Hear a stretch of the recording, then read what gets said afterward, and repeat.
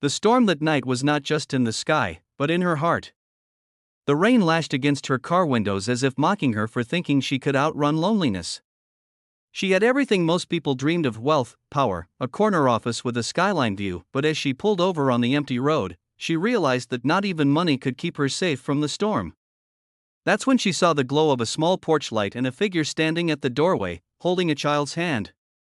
He didn't know that opening that door to her would change both their lives forever. She stumbled through the rain, clutching her coat tighter, her heels slipping in the mud.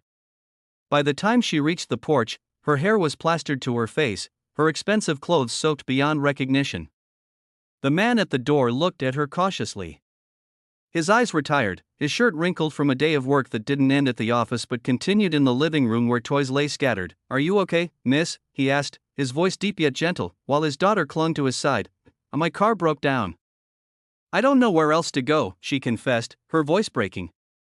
She never admitted weakness, certainly not in boardrooms where men twice her age tried to undermine her every move, but tonight, the storm stripped her bare of her defenses. He hesitated for only a moment before stepping aside. "Come in. You'll catch your death out there." Inside, the home was small but warm. The scent of something simple, tomato soup maybe, hung in the air, and the fireplace crackled softly. His daughter, no older than 8, offered her a blanket without a word, her innocent eyes curious but kind. The woman smiled, touched in a way she hadn't been in years. She wasn't the CEO here. She wasn't the woman who signed contracts worth millions.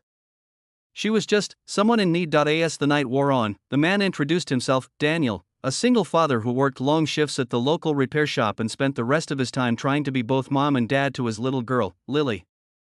She found herself watching the way he listened when Lily spoke, how he patiently answered her questions, how his laughter filled the small home with a kind of richness no money could buy. She hadn't realized how empty her penthouse felt until that very moment. The storm outside grew fiercer, but inside, an unspoken connection began to spark between them. She noticed his rough hands, the way he tried to hide his struggles behind a steady smile. He noticed the sadness in her eyes, the exhaustion she carried not from the weather but from years of being strong without anyone to lean on. Neither of them said it, but both felt it. Life had brought them together for a reason. By morning, when the storm had calmed, she knew she should leave. But something in her heart whispered that her journey wasn't just paused here, it was beginning. Over the next days, circumstances conspired to keep her close. The car repair took longer than expected. The storm had damaged more than she realized, both on the roads and inside her own walls of pride. She spent time helping Daniel with small things: washing dishes, folding laundry, helping Lily with homework. Each moment chipped away at her old life and replaced it with something purer, something real, but challenges were never far behind. When Daniel discovered who she truly was, his walls shot up like a fortress. "Why didn't you tell me?" he asked, his voice sharp, though pain lurked behind his eyes. "You're a CEO. You live in a world I'll never belong to. And me? I'm just a man trying to get through one day at a time."